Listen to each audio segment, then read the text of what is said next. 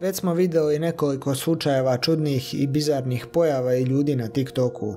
Čini se kako to postaje uobičajeni kontent na ovom kanalu, iako mi svi takvi klipovi budu demonetizovani čim ih objavim.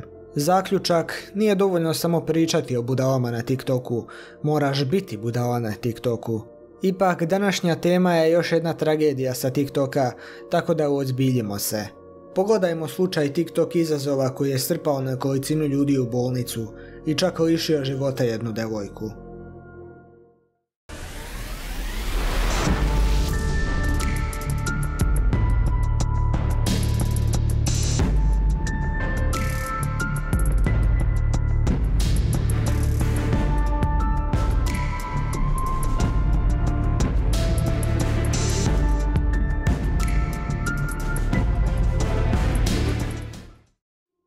Benadryl izazov je internetski izazov koji se pojavio 2020. godine, a odnosi se na namjernu konzumaciju, prekotrebnu upotrebu i predoziranje antihistaminskim lijekom difenhidraminom, koji se obično prodaje u SAD-u pod nazivom Benadryl, od čega naziv i potiče.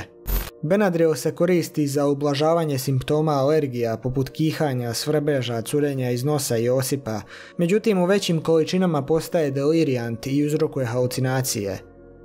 Kao što ste pretpostavili, izazov se proširio putem TikToka, upućujući sudionike da se snime kako konzumiraju velike doze Benadryla te da snime učinak. Pošto TikTok koriste većinom deca čiji roditelji očito ne prate šta im deca rade na internetu, mnogi od učesnika ovog izazova nisu znali kakve efekte ima predoziranje ovim lijekom, verovatno vodeći se onom klasičnom "ako njemu nije bilo ništa, neće ni meni". Jedna od tinejdžera koji su loše prošli je 14-godišnjakinja po imenu Rebeka. Odjednom je popila 14 tableta Benadryla, dok je maksimalna dnevna doza samo 6. Rebeka je ušla u sobu svoje starije sestre koja je bila prestravljena kad ju je vidjela. Pričala je izlomljenim rečenicama i imala je halucinacije. Otkucaji srca u mirovanju su joj bili 199. Odvezana je u lokalnu bolnicu gdje su doktori napravili EKG i situacija nije bila dobra, te je ostavljena na promatranju preko noći. Srećom, njezin rad srca se sljedećeg dana vratio u normalu i mogla se vratiti kući. Rebekina majka je nakon incidenta izjavila: "Kao roditelj brinete o drogama i znate znakove upotrebe droga. Nikad nisam razmišljala o tome da moram zaključati lijekove protiv alergija." Međutim, ovo nije bio najgori slučaj. 15-godišnjakinja iz Oklahome umrla je u avgustu 2020. nakon predoziranja. Chloe Marie Phillips iz Blancharda umrla je u ranim jutarnjim satima 21. avgusta.